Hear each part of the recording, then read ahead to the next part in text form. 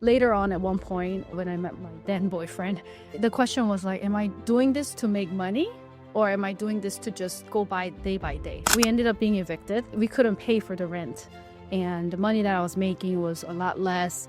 And then I started thinking that, okay, let me do it a little bit more strategically. So I'm like, a lot of people were asking me, like, unless you have center city properties, you're not gonna make money. And actually, Andre is the one who broke that, I guess, stigma, right? He said, Susan, I don't care, just rent it.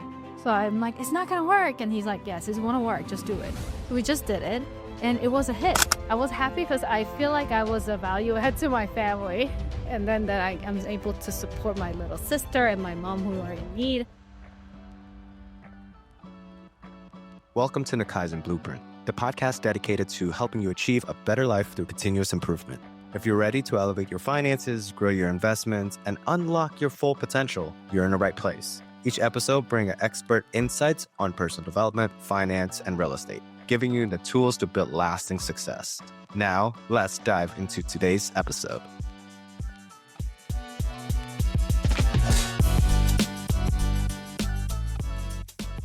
Susan, how are you? Welcome to the podcast. Thank you. Thanks for inviting me.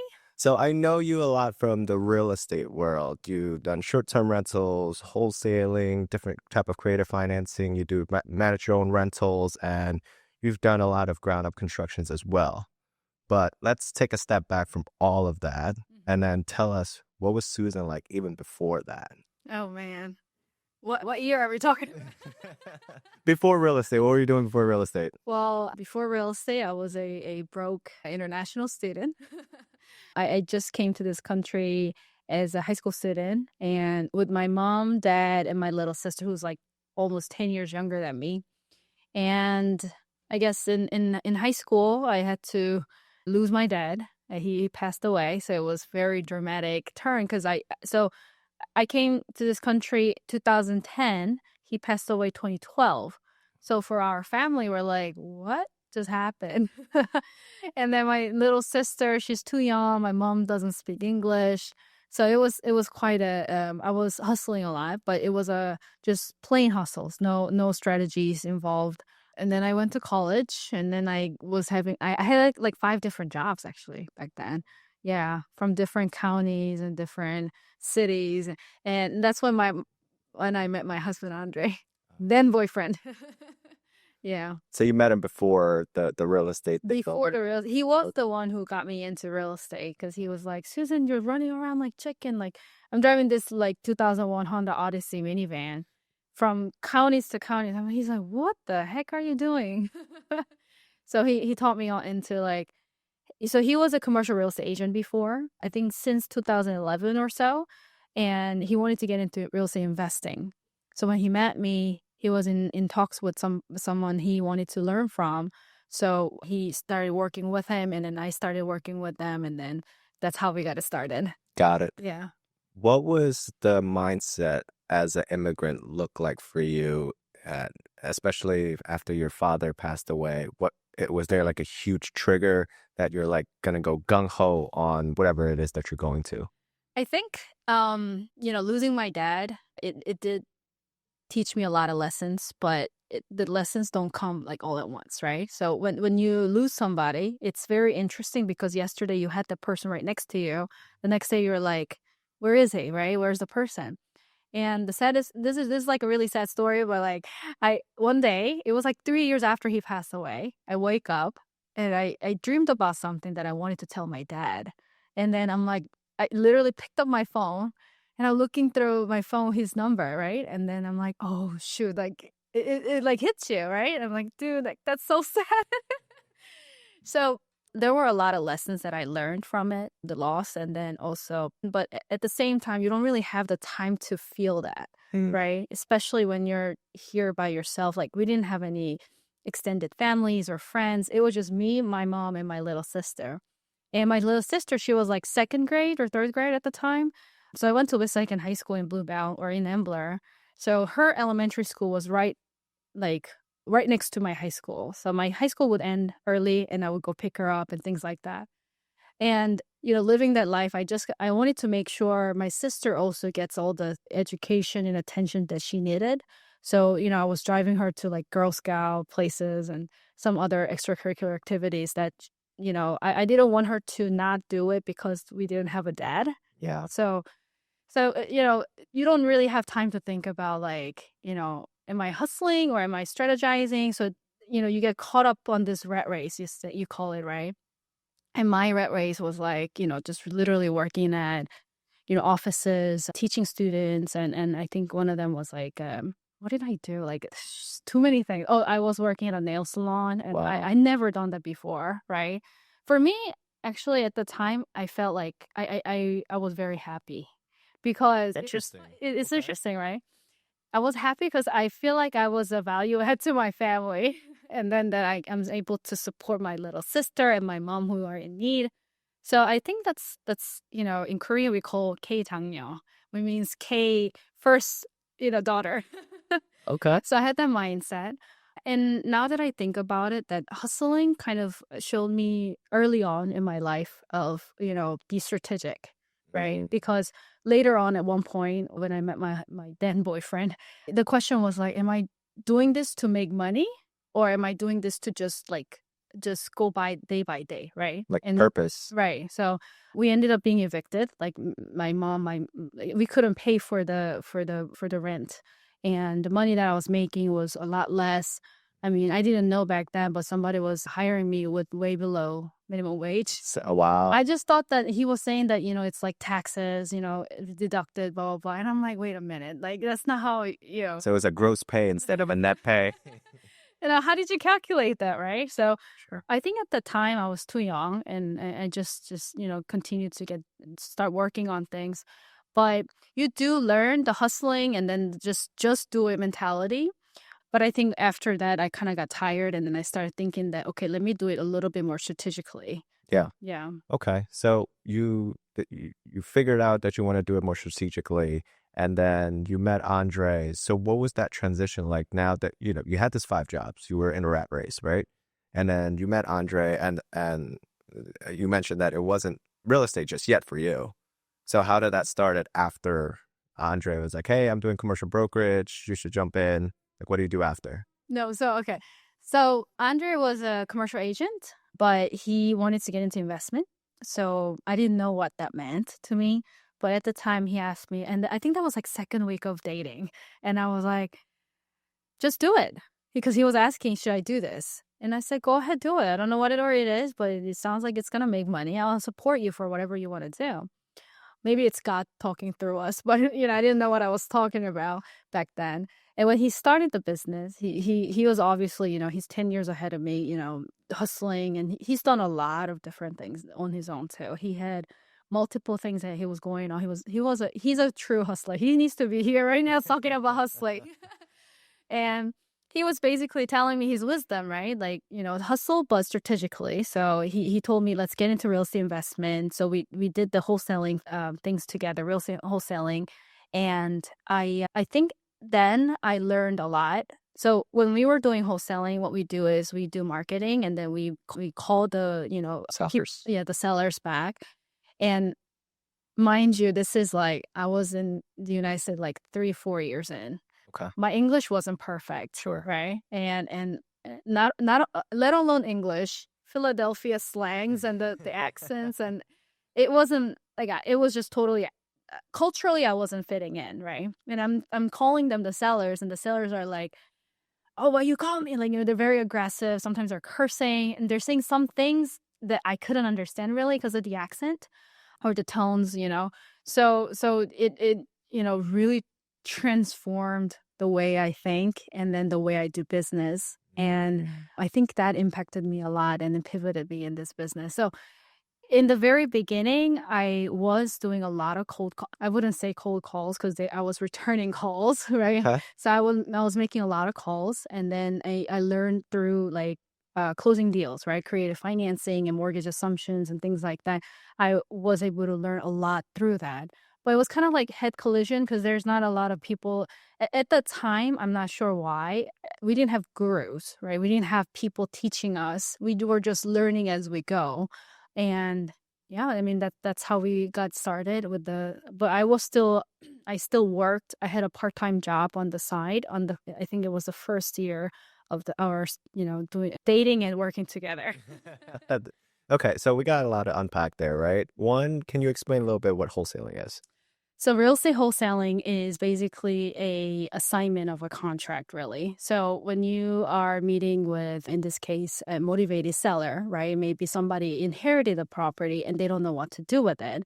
So we come in and then we say, so basically we do different marketings. At the time, the best way to contact the direct seller was to send mails, right? Mm. And so they see the mail say we buy your house, and then they call the number and then they talk about how much they owe, how much they want to sell it for, what they are, blah blah blah.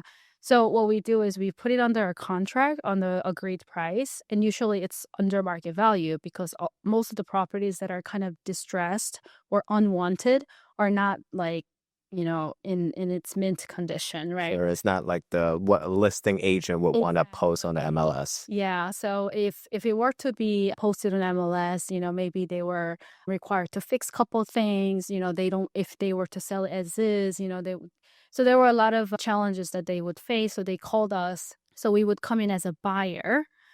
In this situation, you would call it as equitable owner, Sure. right? So in a contract, we say that we are buying this property, and the contract has a clause that says it's transferable, right? It's assignable, I mean. So we bring that contract. So let's say if the house is worth $100,000, let's say, but we've got it under contract for 80,000. We go to an end buyer, we call it in this case, and we say, "Hey buyer, I got a property that you're buying in, and then it's going to be, 95,000 or 90,000." I don't know if that's the best. It's not the best There's representation of the yeah, number, yeah. but you get the just Yeah, so whatever the margin is that's cheaper. what you're Yeah, what they're you're getting. cheaper, yeah. And then so I would sell it for higher price and then basically assign the right to purchase this property to the other buyer, and then we do the closing and I get basically the difference. That was the whole real estate Yeah. wholesaling. So there's and within real estate wholesaling, you are basically knowing how to acquire a property, right? It's just a matter of wholesaling is technically another way to make money, right? One way is, but at the end of the day, whether that's you're doing cold call, direct to seller, or seller calls back to you, or text message, or whatever marketing campaigns, either way, this is your process of acquiring property. What you do once you get the property under contract or become an equitable owner, you get to wholesale it for a fee. That's how you make money. Or you could buy it yourself and then you do either flip or rental or any other way that you could make the property more valuable on its best and highest use. Tell me more as I guess, in a cold calling, right? Because it helped you. It helped you how to talk to people, not the best people. It helped you kind of be more confident about talking about the Philadelphia real estate. I'm assuming it's mostly residential that you were dealing with in the seller side. But talk to me about, because nowadays cold callers, right? Most wholesalers now there's a team, there's technologies, there's gurus, right? Back then That's you didn't true. have one. You were just like, I'm gonna figure this out and hopefully it sticks and I'm doing really good. But now it's a lot of technology going on, and even people from India, right? Or these virtual assistants are calling these sellers. So you could see an accent there. Have you seen kind of shift in nowadays? Like, are you doing that same type of marketing, kind of the mailing thing? I think no, we stopped doing the wholesaling or the type of outreach because at the end of the day, we didn't need a lot of properties. We just needed a couple properties to fix and either flip or hold it for every month or so, right? Mhm. But the calls these days, there's just so much things you can automate, right? Even before when I first got it, it was back in 2014, I believe, 14 or 15. We used Podio, right? And then it had automated flow, and Podio was improving as well. So, in the beginning, let's say if somebody called a Google Voice and the Google Voice would leave an email, right, saying "Miss Voice call," and that would so I would connect that with my Podio. So it creates the ticket right away for the missed calls and things like that. And then I would have to like get rid of like repeated calls or something like that. So before I had to do it manually, but now with the advancement of AI and even the AI can do these calls, Sure. because the questions are kind of set, right? Yeah. How much do you owe in the property? What's your, break even point? How many beds? How many baths? Exactly. Et So cetera. very general things then. And so I feel that automation is so much better now. Although I do see there's more regulations. For example, in Philadelphia, you need a license and things like that. And there are some bad practices and some frauds that's happening with even with the title too, right? Just in general. So I think there are a few other things that you need to treat carefully, but it's definitely doable. I know there's a big Korean person for his name, David Choi or something. He's doing a very good, it looks like he's doing a very good job in Jersey, Upper Jersey or New York area with wholesaling. Got it. Now let's move a little bit forward here in this timeline. You did a few wholesale deals. How did you transition that into, I guess, buy and hold? Is that your strategy afterwards? Yeah, so wholesaling a lot. So by the time when we started wholesaling, it was very we didn't have a lot of money, right? So that's why we started. And then once we started making some money and then some, I think we focused on utilizing everything that we had because when we went to the bank, it wouldn't. They wouldn't give us money because we were not like W-2 employees, full-time employees, and things like that. So what we did is when we were pushing out our own campaign, we started getting a couple properties that looked to be good. So what we did is we took a leap of faith and then we started buying properties through creative financing because we couldn't get traditional financing at the moment. So we got a couple properties through a strategy called mortgage assumption. Basically, you're assuming the mortgage, on behalf of the seller, the owner, and then the deed would be transferred over our name. And we just need to, refinance it quickly. And it's easier to refinance at that point because if you have the property that has equity already in it and then reducing cash flow, so the bank is going to refinance a lot easier than you going there and then say, hey, I want to purchase this property. I have this money, but they're going to look at any other different things, right? So we got into that. We got like a couple properties in the beginning like that. And then I started looking into hard money lending. And then I realized that it's very high rate, although it's it's a wonderful technique if used right. Wonderful technique to leverage it and then really grow exponentially. So we started getting into hard money lending, as in like we are the borrowers, right? Getting construction loans, getting properties under 65% of after repair value usually, but we were getting properties at like 15 to 45 loan to value. So they were all great deals, and then we refinance them out, and we just rinse and repeat. And what year was this?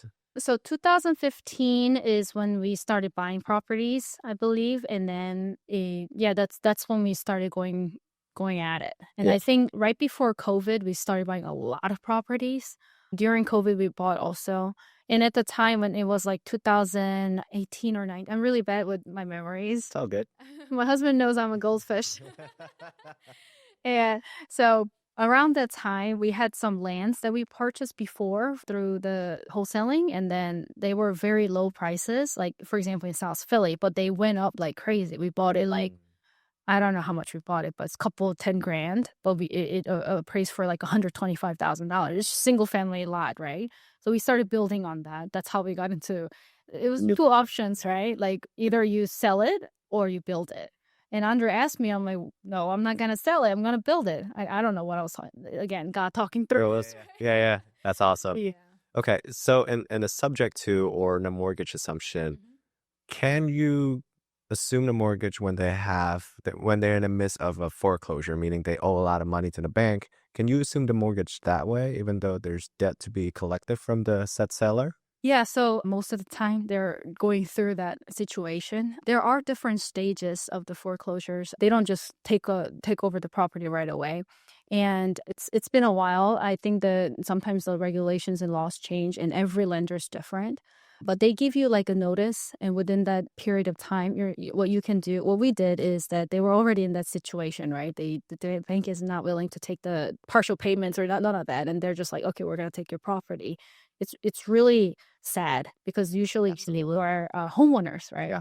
And so what we come in and then we say, hey, look, we're going to save you, right? We're going to save your money. We're going to save your credit. We're going to save your house. We want this house, but you have to move out. We're going to let me know how much it's going to cost for you to move out and get a new place. And let me know, how much you owe to the bank. Like get the number, right? Get the payoff number and also how much it costs to stop the foreclosure right now. So that was usually the case.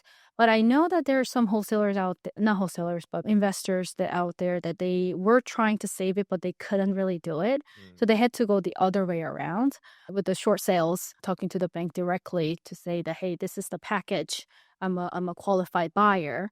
But that you wouldn't be able to do it if you're in the beginning of real estate, obviously, because you don't speak the language. But if you're familiar with that, you can talk with the bank directly. Like, for example, hard money lenders and some of the lenders call us and say, hey, Susan and Andre, like, here are some properties that these people, couldn't finish. Are you able to finish it? We're going to give you X amount of, terms.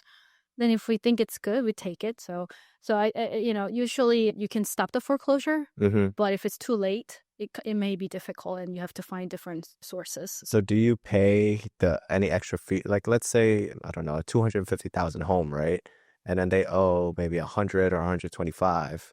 Do you just pay off that 100, 125 and then give them extra money? And then since there's equity there, and then whatever remaining, depending on the condition of the home, you have to refi out. So in the mortgage assumption, what you do is whatever it's owed, you assume that mortgage, and then let's say to foreclosure, what they do is they charge you like late fees, per diem if there is, also like foreclosure attorney fees and filing fees and things like that. It adds up pretty quickly, right? 10, 20 grand. So what we do is we find a price, like amount of money, how much it's gonna cost. It could be 7,000, it could be 20,000. Sure. We find that out. We paid off to stop the foreclosure. We find out how much the owner wants to walk away with, right? Mm.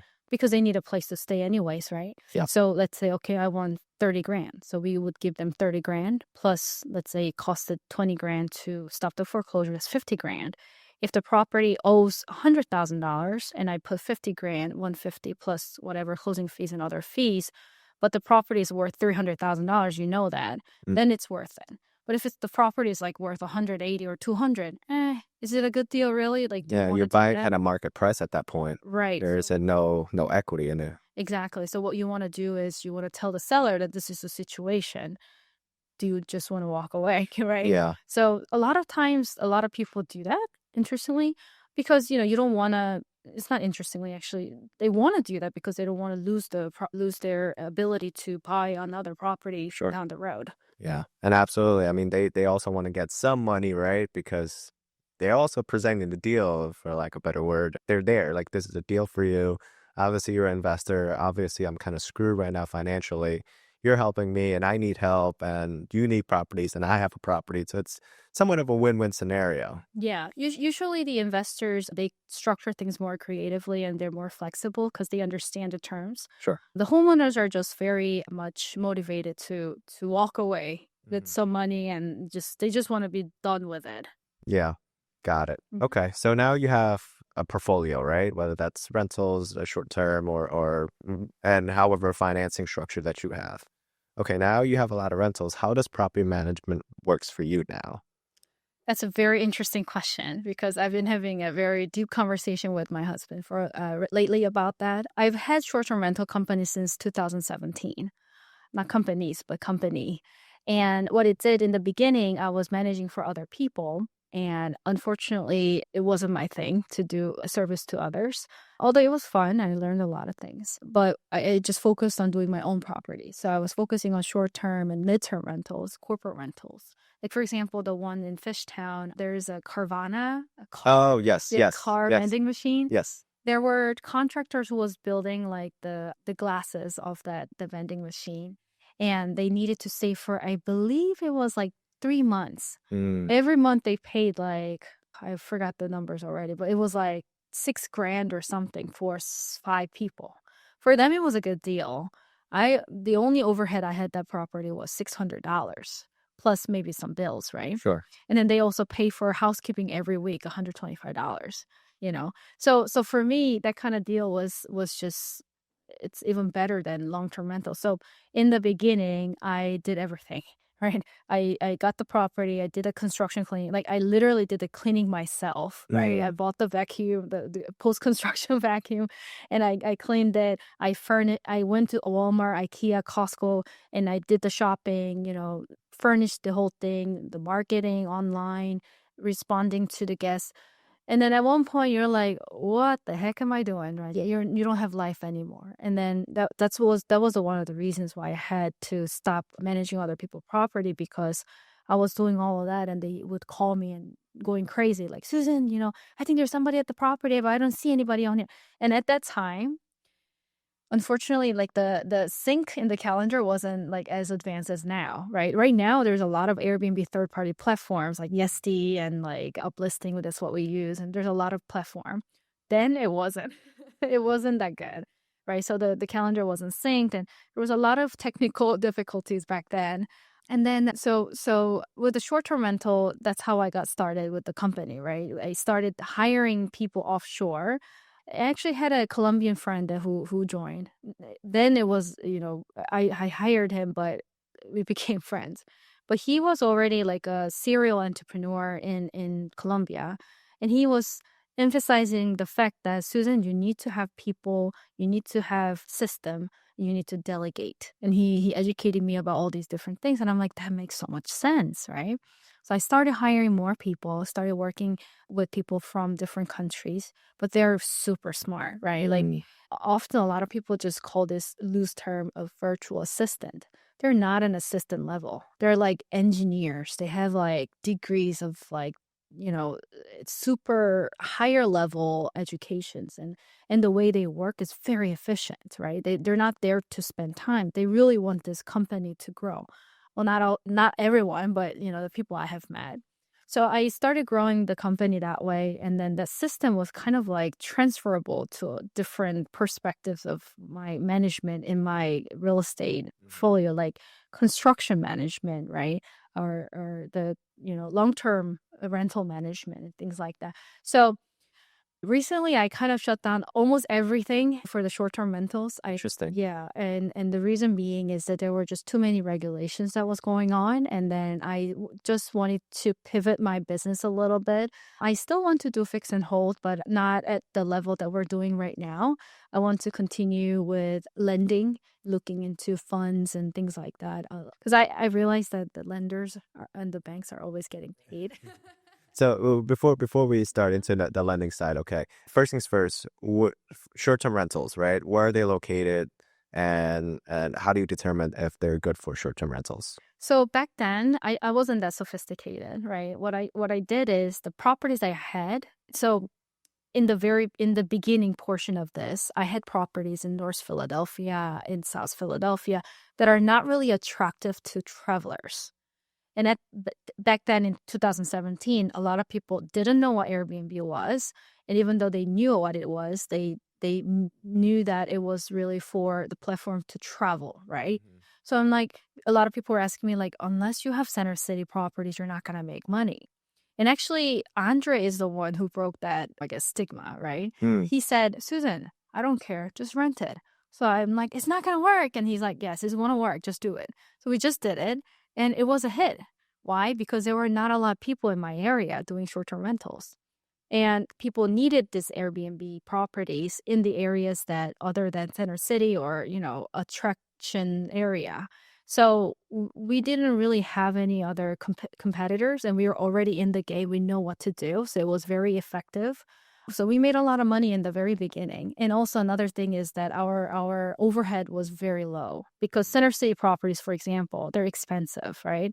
Their insurance is expensive. Their mortgage rate every month is expensive. I'm more focused on maximizing the income profit to my properties rather than focusing on like hospitality. Like I saw it as a way of maximizing rental income rather than, oh, I want to make other people happy kind of hospitality company. So that's what I focused on. So so remind me again on the location aspect, it's not the downtown, it's not the vacation rentals that you see on like the Poconos or things like that. It's in parts of North Philly and Philadelphia and I guess other North Philly, Northeast Philly. Northeast, okay. I've had property. Well, currently I'm selling it, but I have a property in Jersey Shore area. Okay. So that was very vacation rental. Sure. So where I'm getting at is with those rentals that it's not really near tourism or vacation spots. So who are the tenants who are coming in on the short-term rentals? I was getting a lot of traveling professionals. Got it. Um, So are you near hospitals or is well, it there are some places that were near hospitals. There are people like contractors that are coming for local work. So a lot of those professionals, some people are just visiting families. That was a lot of them during Corona, during COVID period. There was a lot of people who were visiting their families and they would stay there for weeks. yeah. Yeah. Got it. So and short-term rentals, for the listeners who are listening, is basically people who stays under 30 days, right? And then there are midterm rentals who are above the 30 days up to maybe a couple months. And usually long-term tenants are a year, maybe even more, 2 years, depending on what the lease terms are. Right.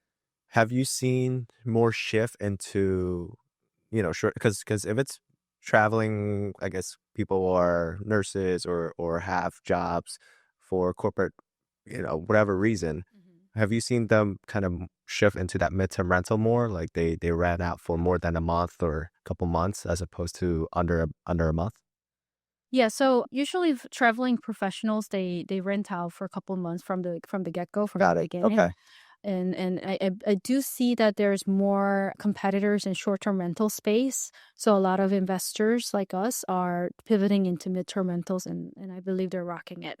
Got it. Okay. So now we talked about the short-term rentals. Let's talk about like the system and scaling that you've done within Okay. this property management, right? Fun parts.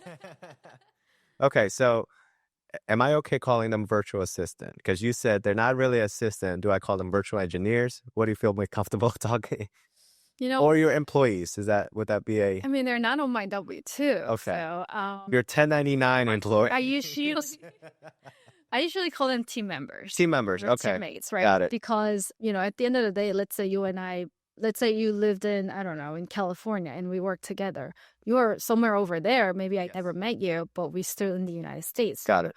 So it's the same thing. Like I go to India, I meet the person. I was actually at the wedding of one of my. That is awesome. Yeah, it was awesome. Okay. Your international team members. Yeah. Your international team members, right?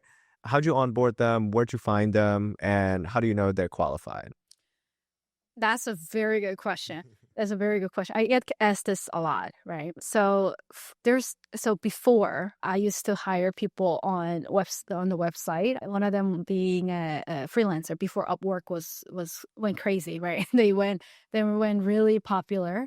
So and then I tried using Facebook, just posting on different websites. They have a lot of Facebook groups of people who are looking for, I think they call it offshore and United States jobs and things like that, remote jobs, right? Sure. So I found, and then at this time right now, I don't really go look for it unless I really need a very specific skill set of people.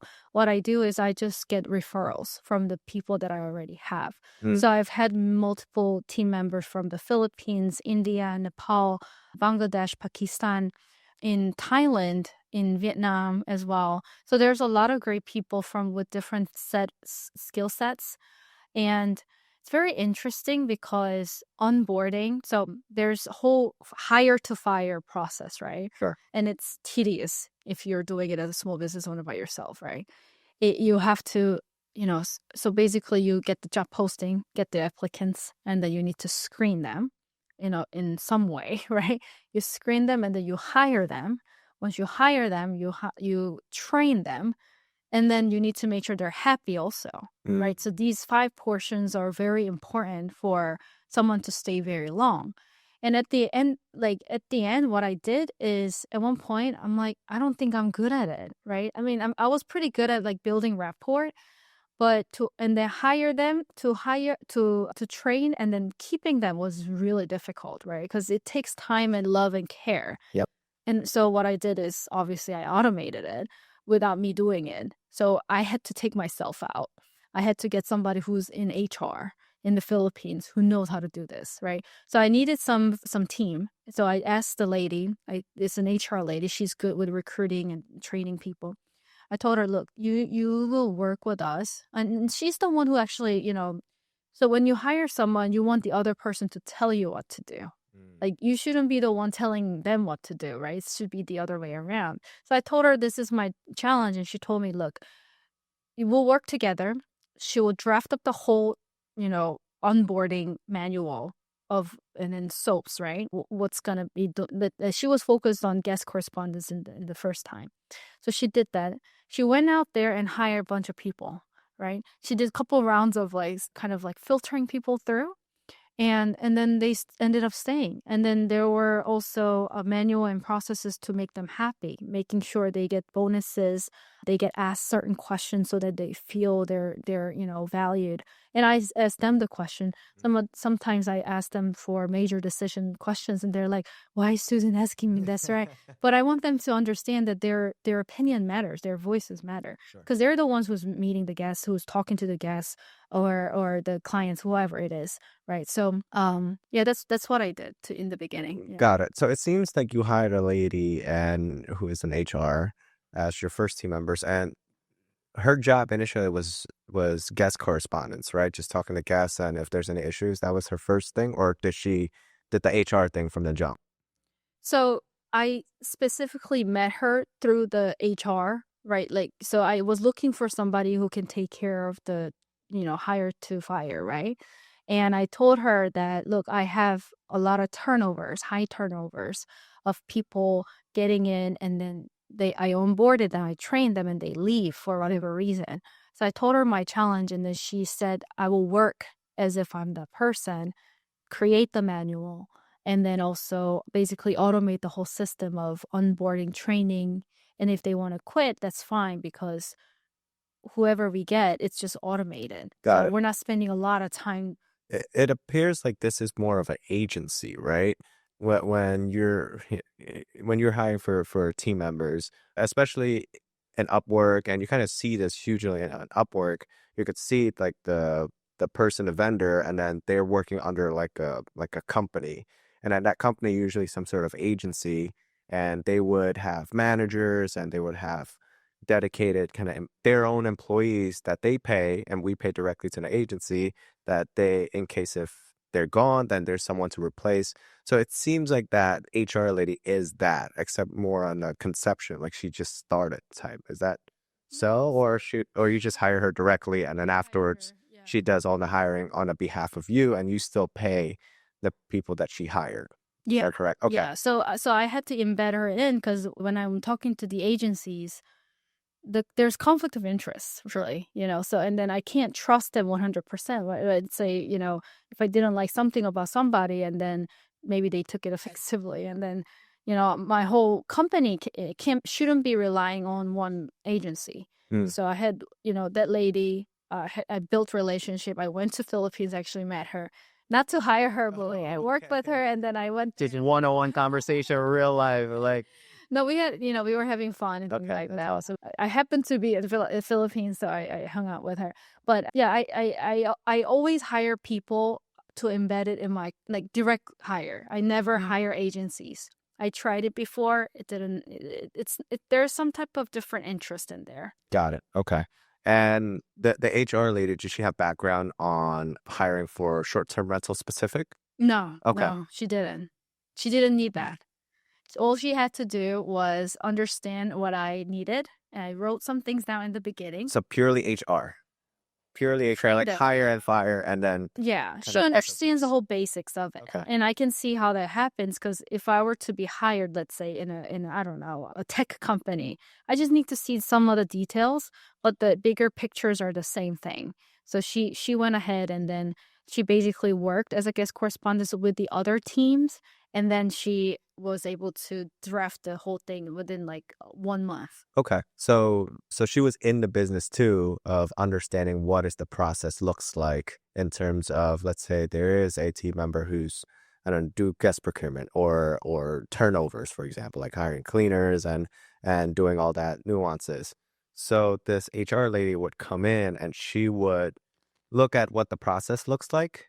And then afterwards, she would create the, I guess, standard operating procedure, SOPs. And for the next hire, in case this one doesn't work out, she have all that written down. It's kind of within the systems in your business.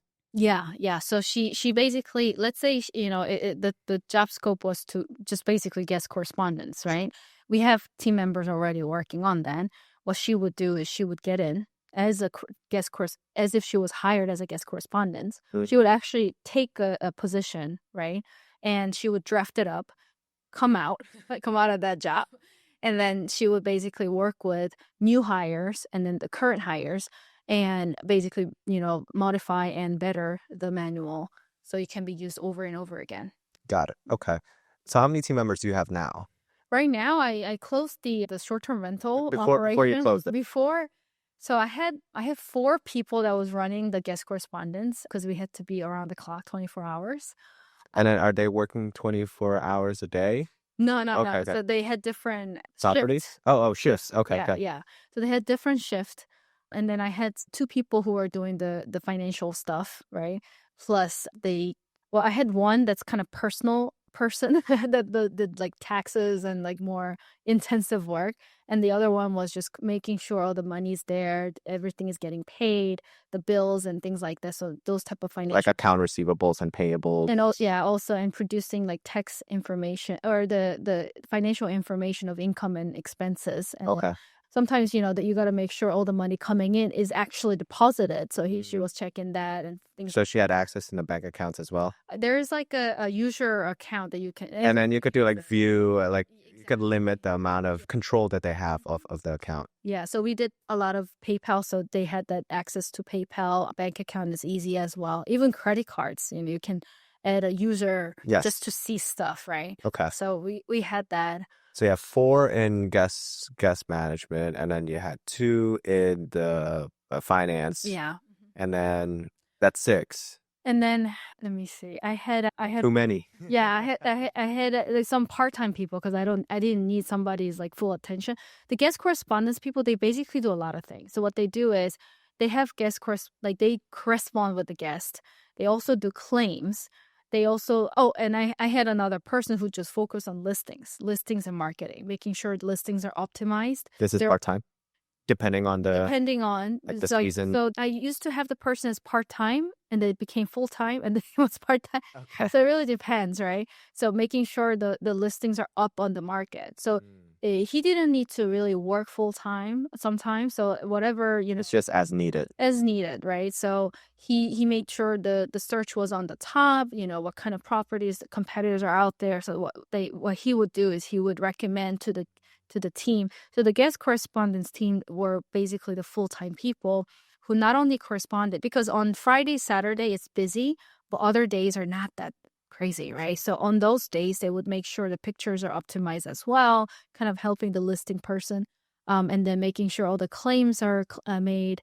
Sometimes Airbnb takes money away from you for no reason. So fighting against that, there, bad reviews, we fight that, or either we leave good, reviews to that review so that people know we care. Mm-hmm. Housekeeping coordination is one of the part that they need to do. Yeah, so there's...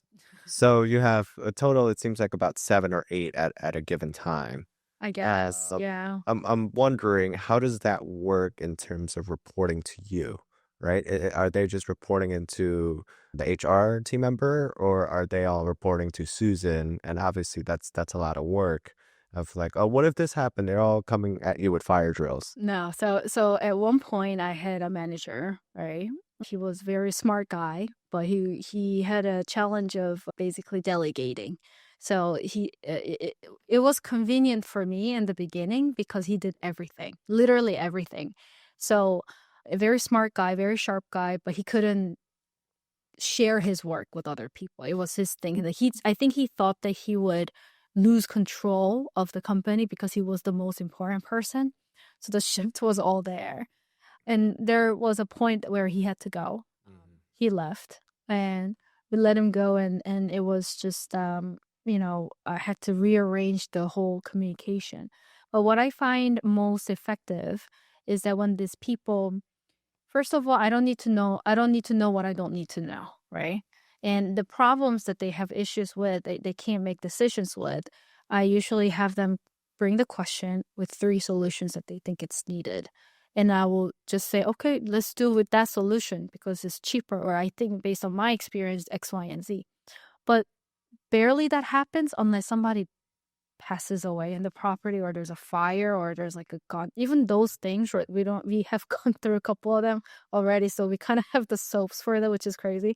So like for example, like what kind of things do I need to know? Like the report. So first of all, every conversation is on and on any immediate conversations are on WhatsApp group, and I use ClickUp and some Google Sheets, and everything is on there. So if I were to question about, okay, I want to see X, Y, and Z property, how they are doing, is there a guest in there? I want to stop by, let's say. Then I don't even need to talk to them. I can see it on their report. And they submit daily report as well. And then after daily, they have weekly, and the weekly is after monthly. And then after monthly, I have them do reflections on quarterly stuff, right? And they actually find it very effective to do that because they don't need to talk to me. We were never on the call. In the beginning, I was on the call very long. Not anymore. Right now, I'm on the call only when it's their birthdays. Oh, really? That's funny. Yeah, we would do a video call for everybody and just like sing happy birthday for them and things like that. And other, like, if they have sick family, I just ask them like, how is it going? That kind of call. But any other reports, I don't need to be on call with anyone. I can just go in, look at it myself. If I needed something specific, I don't want to spend time with it. I just ask the guy who's, doing financial, like, can you get X, Y, and Z information? It gets it to me right away.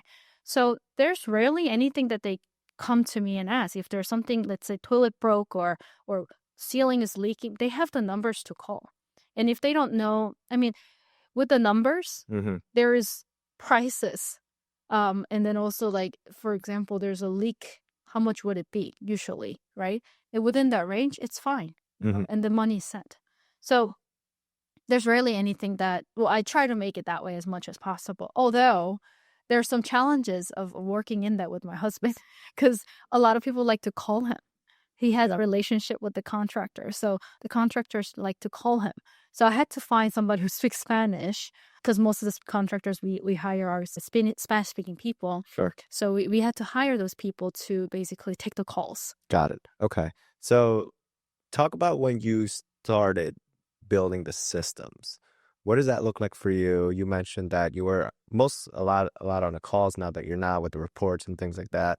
But let's take a step back, right? Because you're more established. Obviously, you shut down, but you were more established recently. But when you first started, like let's say you bill or you start holding or having a few short-term rentals and you were doing all the work, obviously. How does that work with building the systems then? So first of all, you need to be humble, right? You need to let yourself go because you feel like you're the smartest person in the world, right? And there's no other better person who could care about your property. The last thing you will let go is the financials, right? The first thing you should do is you find about what's repeating. And then it's kind of taking away your time because if it's repeating, you can get somebody else to do it, right? So you take care of that first, and you find the ones that you're not good at. Right. Such as, well, I want to say financials, but that's the last thing, and that's the first thing. There are things like, dealing with guests is one thing, right? I'm a very nice person, I think, but I'm not hospitable. I'm not going to listen to your tantrum. And I feel like a lot of guests here, they're very spoiled. And some contractors too, right? They just have a lot of dramas, and I don't want to be dealing with a drama. It maybe you could make some calls here and there to build rapport, but most of the times it's like so much stuff going on, and I don't want to get into it because why? You have only a limited amount of time that you in your life, and then if you want to really focus on things to like high brain level activity, then you don't really want to know all that little details, right? So what I did is I found people who can better manage those things. So I'm not good with corresponding with guests, making them happy. So I find people who are much nicer. It's like really good. And Filipinos are really good at that, by the way. They're really good. They're really nice people, very hospitable people. So when I was in the Philippines, I had really good time over there for that reason. And so I started delegating to the people who are good at it better than me. Right. And then I hired the, HR person basically. And it wasn't just her. It was multiple people I hired along the way. And what they did is they basically restructured things in a more efficient way, right? Let's say information wise, like a soap could also have different structures, different videos, different links, right? And then I also focused on automation on technology side, right? So instead of having people information on an Excel sheet, maybe we could have it on a different format so that people can find things easier and faster. Like you think about it, if you have 20, 30 properties, how many utility bills are there, right? Sure. So we got a little caught up on that. We're like, oh my gosh, there's like water bills and we don't even have the bills. Cause like in Philadelphia, sometimes the mails don't get delivered and like Sure. it was just a whole mess. It was very difficult. And there's still some of the violations that I don't even know. And I'm like, oh, this is from 2021 and I'm still paying now, you know? So anyhow, the point is that, find the repeated tasks. Second is find something that you're not good at. So somebody better than you can do it. And then, the last thing is to really find somebody who can do your financials because that's going to take up a lot of your time. So in my theory, there's 3 phases. The first phase is when you're running the daily wheel. Second phase is that you're not running the wheel anymore, but you're still an HR person, like recruiter, and a salesperson, right? You're still selling your business and you're still hiring and firing people. Mm-hmm. Once you're done with those 2, the last phase 3 is you're literally out of the business. You know it's running, you're making the money, but you're not in the business anymore. And then, you got to make sure to go from phase 2 through 3 is your quality control, right? Because the people who are working the system and also the system itself, or maybe the actual tools you're using, right? Are they good enough? Are they, every day changes. So that's the most effective way to do it is to listen to the people who runs this every day, right? Got it. They need to be the one recommending. They need to be the one coming up with solutions, not me. Just because I was in this business for how long years doesn't mean that I'm the expert. Got it. So it's I do, we do, then they do. I do, we do, and they do. Yes, I like that. Yeah, I really like that actually. Yeah, that's absolutely I true. mean, think about it, right? It's most CEOs, right? They have limited time Yep. doing so many different things, doing sales, and most important thing, what I like to call it, like the $1,000 task or $1,000 per hour task, right? And that's what you're doing. You're hiring these team members, international team members, and they're doing a lot too, but they're all repetitive work. Like they could be replaced because of this repetition. Maybe on kind of thinking on their own and strategizing, that could be cost more. But if it's just, doing the same thing, it's like a if and then, right? If this happened, then you do this. If this happened, then you do that, right? Those are the things that you initially you are doing, so you have a better understanding of the process. But then now you're teaching someone, and that's what a manager is. You're teaching someone how to do stuff. And eventually, once they take on that manager role and you're kind of focusing on the, like I said, that $1,000 per hour task, that was more strategic. That's more creative. How can I, from doing it in the business, how can I do it on the business and maybe step back a little bit on the business and let the business run itself? And that is what what a really good business is. Everything's automated and you have a lot of time to do whatever it is that you want. Hopefully it's those high level tasks, or maybe, take a trip to Philippines and visit them. So Yeah, I see a lot of people, they get into repetitive work because they're used to that. They're given a certain about task and then they're told to do that. But one thing I realize is that they have much more potential if they're let to do those proactive and thought-provoking tasks. So what I usually do is I ask, when I have any chance to talk with them, I usually ask them those questions, right? Hey, what would you do in this case? And like they're asking me the question, what I'm like asking them back, they're like, and then they come up with really good answers. So once I start making them more proactive, make them feel like they're the owner, right? The owners, right? It works much better. So they actually, so we kind of grow together as a business and them as well. And then they take ownership really well. yeah. So Yeah, I have my team member. His name is AJ. He's on the acquisition team, and he's basically my right hand man. He would handle the upfront kind of cold callers and text messaging, but he would do all the deal analysis and, you know right now we have a lot of meetings because every deal is a little bit different. And then Yeah.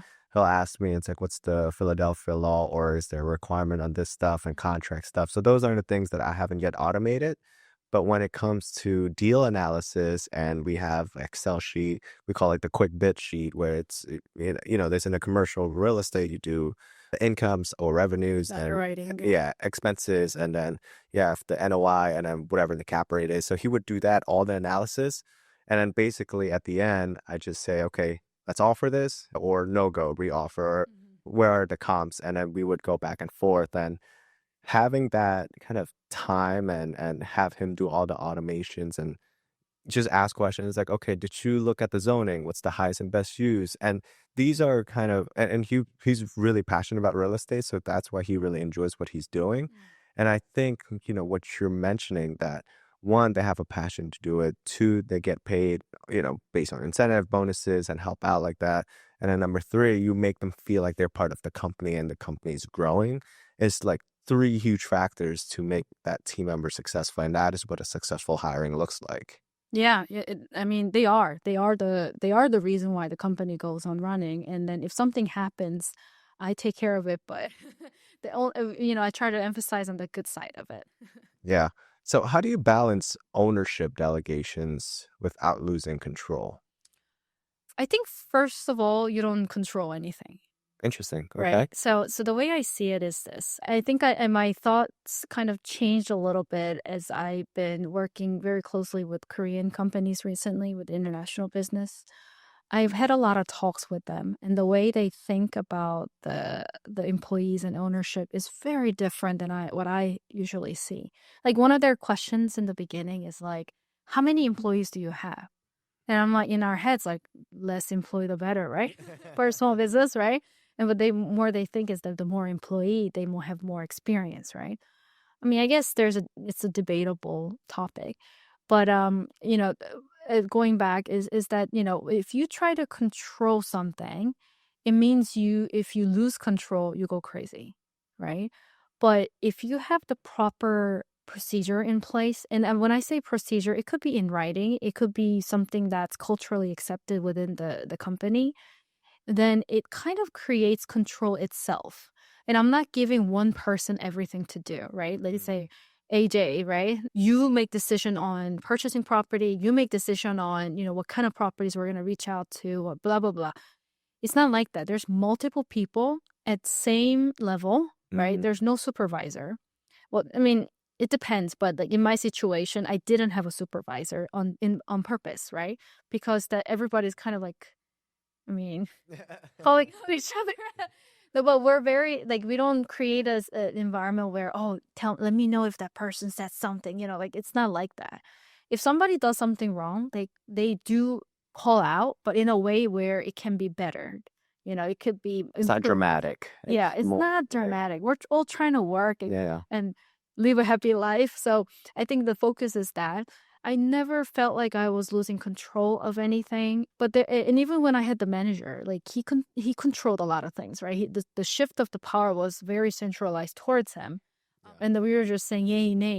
We were just Yeah. traveling and going free. And then at one point, even though during that time the power was towards him, it still didn't feel like we were losing control. Hmm. But it's definitely better without having that one person taking control of everything. You create a system where everybody's kind of like talking to each other, right? Hmm. And if there are fights and conflicts, that's when you get in or you hire somebody to get into that to professionally resolve that. I Got mean, that's how our countries run too, Yeah. right?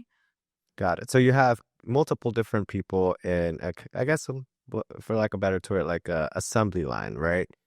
Yeah, you have different specialists doing certain things, and they have the report. And obviously, there's the manager, but then you kind of limit based on the softwares that you have, the systems that you created, so then they don't have to do everything, and you still have full control. It's just parts that they have control over, and you still are an overarching kind of face of the company, and that's kind of what corporation is, right? The corporation, you're specialists, but usually in the CEO, it's a generalist or the COO.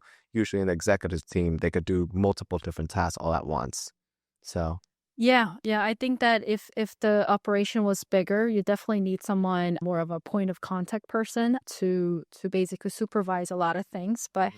even that, I would make sure that the supervisor are also they have certain tension from the other person instead of them saying, Susan, X, Y, and Z person did ABC, Sure. So I would like to get a more of a fair, ground of people working together instead of like, oh, my supervisor and I'm an employee, I report to them.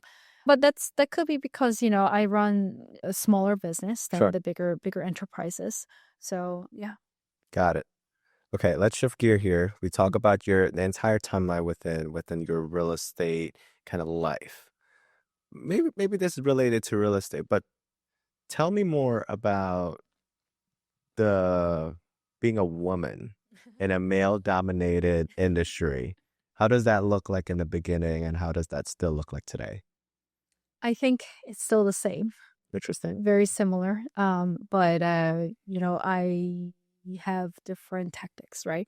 Well, in general, when people are asked this question, they say, "Hey, don't care about what they say. Be strong. It's about how much you have in your brain, not how you look." Practically, if you're in my shoes, in people like me shoes, I'd rather do something more practical, in more realistic, right? Realistically, let's say real estate conference, you go in, you see a bunch of majority people and males, right? Mhm. And some people, so in my specific case, I go into rooms a lot with real estate professionals, and there's also another crowd of chamber of commerce, and also there's another crowd of like Korean companies, right? Korean businessmen. And all these three, and I think Chamber of Commerce is a little bit more diverse, but all these three scenes, I often get treated like an intern because the way I look, I guess I look younger. Yeah. They say it's a good thing, but it's kind of like traumatic for me. But I look younger, I am young. I'm a young woman. Sure. So a lot of people often mistake me as an intern. Mhm. And I think it's a good thing in a way because when somebody's treating me the way they think that I am, and then later on we exchange our business cards and they realize what things I do and what kind of level I'm doing in business, they're like, oh, I didn't know that, or something like that. I kind of know what goes in their head. Mhm. Okay, this is the type of person of X, Y, and Z. I just it's like a better way of seeing, right? It's kind of testing them out, right? Yeah, yeah. And it's in my way, the practical thing is that I bring my husband around. That's the easy way. No, hard way is you look at my card and then see my resume. Yeah, so I try not to like prove to people. So in real estate setting, what I do is I engage into a conversation that we could talk about more of a high level conversation, right? So let's say, if we're in a commercial real estate, we're talking about certain words that, and I don't know why so much in commercial real estate, there's certain words and certain languages that you use and they just like, oh, it's a high level, whatever. So, anyhow, I learned and then I started, talking with them and they start to realize that, oh, this person is not She's an legit. intern. Yeah, she's the same investor as I am. And perhaps, maybe I do more things than them. I am better at certain areas. So, but I don't like, how you call it? Trying to show that you're. Yeah, I don't try to prove it. Yeah. Yeah, because obviously when I was younger, I tried to prove it so bad. But at one point, I'm like, this silly people, like I don't need to prove nothing, Yeah. right? If you're gonna be on my team anyways, if you're gonna be my contact, you better be an open person anyways, right? So even myself, when I go into a room, if I see a young female, I automatically think in my head, oh, she might be an intern, right? It's a thing. People get jealous when somebody gets ahead, but it's about what action and what thoughts you do after. Jealousiness is natural. You get jealous, right, about people? Sure. I get jealous all the time. But you know what? I think it's the next feeling that you get. You get jealous about someone. I'm like, oh, I need to be friends with her, or I need to find out what's good with her. Like maybe let me find a value that I can provide her, so she can tell me about her success, right? So you get on the same ally. Same thing as finding myself acting the same way as any other males, right? Yeah. I'm like, I am thinking these younger people when I see it in the room, oh, maybe they're in the entry level, they're whatever, X, Y, and Z. And then immediately I see myself, I'm like, okay, what's my next action? My next action is, even though they're interns, even though they're entry level people, I go and talk to them, because the thing is, you might be seeing a 60-year-old man and they just might have started commercial real estate, Mm. right? You might see a 40-year-old lady, I don't know, and then she's been in real estate for 20 years, right? She started back in when she was 20, right? Yeah. So it really depends. So I just go and talk to them and find out who they are. And if they are, maybe they end up being an entry level person, I find out where they're coming from. And there are so many great relationships that I cultivated from those type of conversation, right? So, a lot of friends who didn't start real estate before, they came to me, they wanted to start real estate. And I say, okay. And then I share things. And then now I see they're so successful in their own That's way. awesome. Yeah. So I think the practical way, number one is to bring Your husband? if you have somebody who looks, my husband looks like he's a white male. So wherever he goes, he gets attention. But you know what he does? He has a stack of my business and he gives it to the other person. So when we're standing together, people usually come to him first and shake his hand. But unless he said, this is my wife, they don't really say hello to they just look, but they don't say anything. Interesting. It's very interesting. Like maybe 5 out of 10 people do that. And the other 2 or 3, they're like shaking hands, but they're like, their eyes are looking at Andre, right? Mm-hmm. And when they're exchanging business cards, especially Korean people, what Korean businessmen usually do is they exchange business cards first. They don't say hi first. They're like, hey, and then give the business card right away. Interesting. Okay. It's very different scene. And there's no bad and good things about it. It's just different culture, I guess. Yeah. But we, in America, usually we say shake our hands, where are you from, all this and that, and then, oh, here's my business card, by the way, let's connect next Different culture. yeah. So when they do that, they usually see this white male in a really nice suit, sleek, and whatever. I'm next to him. People think I'm a translator, and it's whatever, right? But I'm like the president of the Chamber of Commerce, when they don't care, right? I'm the like, and so I used to get that a lot. So I asked my husband, "Oppa, so I need you to understand the situation that I'm going through. It might not be a big deal for you, but it is a big deal for me. Sure. Because it discourages me sometimes. And then also I lose opportunities to speak to certain people." And then he's all at it. He's like, okay, don't worry. And then so whenever we're meeting people, he's testing my business card out. He's like fishing people to talk to me and all that stuff. So that's, having your right partner, I think it's most practical, realistic way to really voice your opinion. And second is, keep on speaking. Like, I'm here with you speaking on podcasts. Now more people are going to know what I'm doing. Go on speaking and expose yourself doing what you're doing. But you don't have to centralize your attention to this, right? Because if you focus your energy into like proving yourself to other people, what is it called? Acknowledging, like getting the acknowledgement from other people that you're a good person, whatever. Yeah, it's like an imposter syndrome where you need like a confirmation to let's say a confirmation bias. Yeah. So it's Like, you need to prove yourself. a lot of Asians have that. Like, I feel like a lot of my friends have that too. Well, it comes from the Asian background, right? I remember when I was younger, there's this guy, and my parents know this guy, and this guy was around my age, and this guy was more successful, right? Have you ever heard of Johnny Kim? You know who Johnny Kim is? Johnny Kim, he's Korean, and he's the epitome of what a successful Asian parents would compare you to. Because he started off as an astronaut. Oh, He was he became like a doctor, and then he became a military, like a Marine or something, or Navy SEALs. Yeah. It was Navy SEALs. Then he went to become a doctor, and then he went to become an astronaut. Right? Those like 3 things. It's like one, he's smart, he's physically capable, and then another one, it's like he went to the freaking moon. Like that's like, but going back to our conversation, that's what Asian parents do to you, especially when you're young. And then when you grow up, it becomes like, I'm not good enough, right? Exactly. Or I have to prove myself, especially in a room full of, you know this, you go to expos and conferences. These are older folks who comes in, and they may be established, they may be not, but with the fancy suits and their age and the white hair, you're like, they might have like, Yeah. a ton of money, but at the end of the day, as a immigrant, right? And for you as a woman, you have to be in this room and you have to be on their level.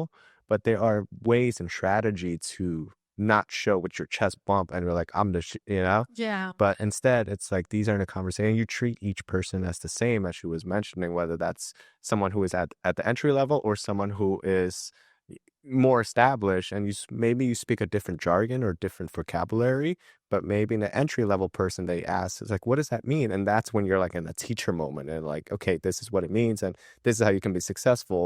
Whereas the other experienced kind of person, maybe you talk about partnerships or deals or whatever it is that they need in order for both of you guys to be successful. Yeah, yeah, 100%. And then, just letting the other people come to talk to you, having that attracting energy instead of, going to everybody and talking.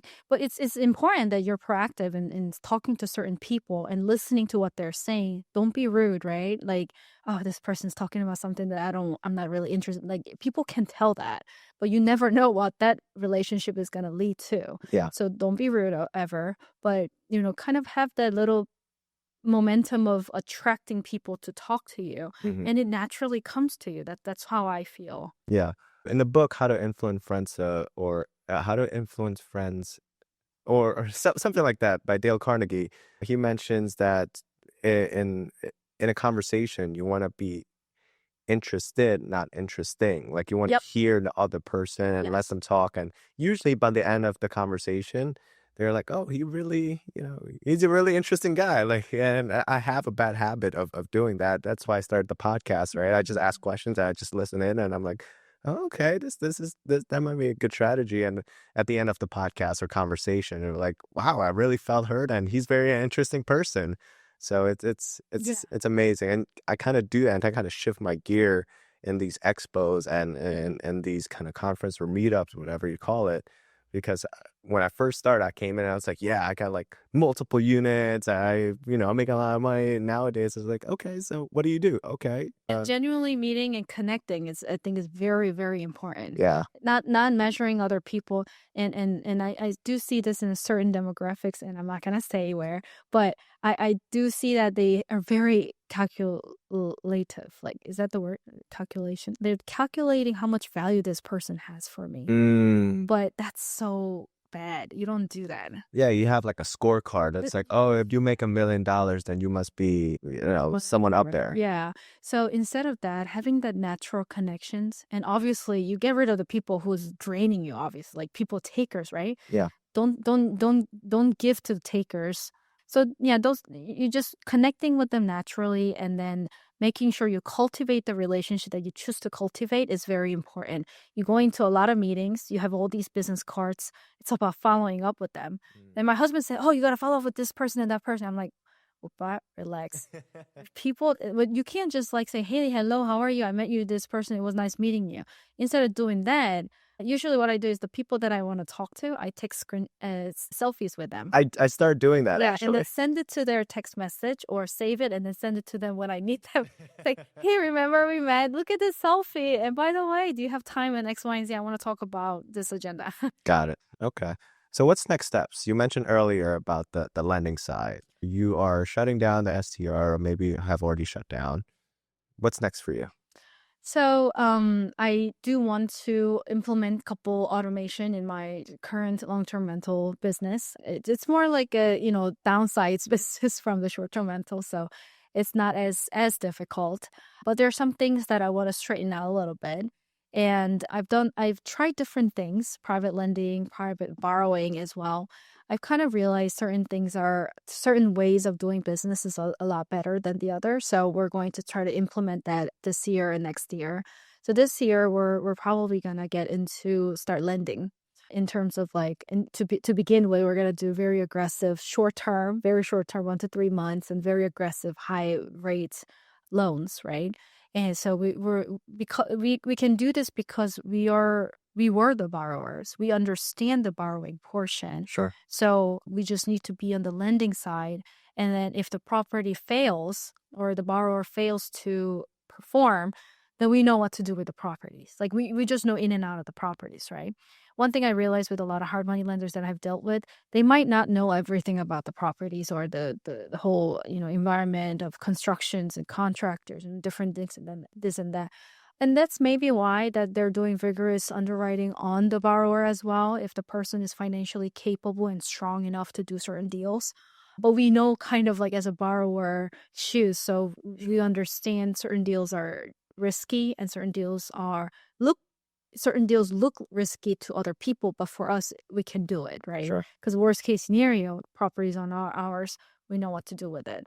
So, and then also, like I said, every time we're doing a deal, if we're losing the money at the time, lender's not. They're always making money from Yes, there's always that mortgage and promissory note in case something bad happens. I'm on you. they're always protected, and it's not about being predatory. It's about making the money back, and then if it needs to be at a point where it needs to be foreclosed, well, it's gonna happen. But that's one thing that we're focusing on. And then I guess the second thing is I've been a chamber president for Korean American in this area for past 2 years. And I've recently, in the past year, been very involved in the national level of like US Korean Chamber of Commerce. Okay. And I've just been appointed as like a business advisor for a department of a Korean government. It's called Overseas Agency. So what I'm getting more interested in is very interesting because it's more work actually. Okay. It's more work, but it keeps my heart going. It's my passion. I see that there are a lot of international companies wanting to come in to the US, expand. So basically, from the US, the point of view is that it's a job growth and foreign investment for us, right? And there's obviously real estate involved as well. And for foreign companies coming here, it's like walking in the dark. There's a lot of things that they don't understand, a lot of culturally, language-wise, a lot of challenges there are. But people like us can basically be a interpreter, a translator in between. It's not just language. It's about literally what Culture, cultural laws, stuff that regulation. they don't understand. I mean, how difficult is it to establish an LLC here? Not that difficult, Yeah. right? For them, Takes it's about 2 like, days. what happens? Like they don't understand like, certain Got things it. that are, and it's very different, right? So I've been, mostly focused on that. And I think I'm going to continue doing more of expos and certain programs and projects that will, help these international businesses settle here better. Mostly focus on Korean business for now, but I do want to expand to other. Korean business, not real estate related, right? It's Not real estate okay. related, but they always need real estate, Got it. which is a beautiful part. Yeah, yeah. Well, it seems like it's all integrating, right? Between Yeah. your real estate acumen and I guess your Korean kind of cultural background and the language, and it's kind of like a win-win scenario where you're connecting two countries. You're basically like a United Nation at this point. Well, yeah. So I really wonder what God has planned for me. He's been exposing me into certain things and he's been, showing me the ways. So I'm really kind of praying through because there's no passageway that's kind of written for you. That's Right. awesome. Yeah. So even with real estate too, when we first started, there was no passageway that was like, okay, Susan and Andrew do it this way. It wasn't like that. Yeah. Nowadays, there's more information online, ChatGPT, AI stuff, YouTube. Like, how much information are out there? Yeah. More people are more getting, what is it? Paralyzed by the analysis, right? Overcome. Paralysis analysis. So yeah, so I look forward to this new venture, but at the same time, continuing our legacy in real estate, just kind of optimizing our current portfolio and then upcoming projects also.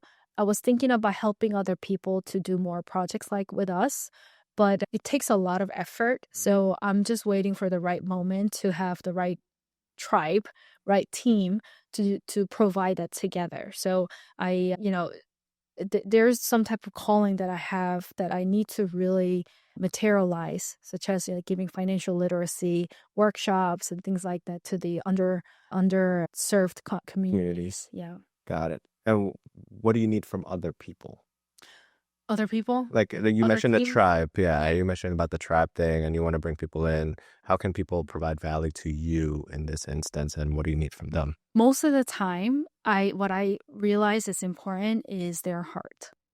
right? So for me, I think that because I focus on automation so much, I had so much time. That's how I got into Chamber of Commerce because I was volunteering. So this job is like free. Like Sure. I don't get paid to do it, but I spend money to go around places. But it's still really fun because you're learning, you're making new connections and things like that. So I think what's important is that I did come across people who are only giving when they're paid.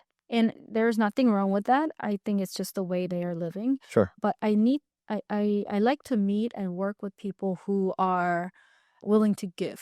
Mm. What they have, they give. And they just know that universe is gonna give it back to them. Yep. In a way where it's a passion and it's your heart. That's the payment that you like, then you like it, right? Yeah. Or maybe you can get more clients. But people who understand about financial literacy and all the different, everybody has value to it. It's just about their heart if they want to do it for real or not. Yeah. Okay. Where can people find more about you, Susan? Good question. I don't really have like a promise like a good social media presence, but I can be found on LinkedIn. Susan No. My last name spells N-O-H. N-O-H. Yeah, not no H. Yeah, that's where you can find me. I'm on Facebook and Instagram as well, but not really actively. Got it. So last and final question. If you were starting from the beginning with no properties, with what you know now, is there anything that you would do different? Or basically the question is going to frame as like, what advice would you have for yourself when you first started? I think that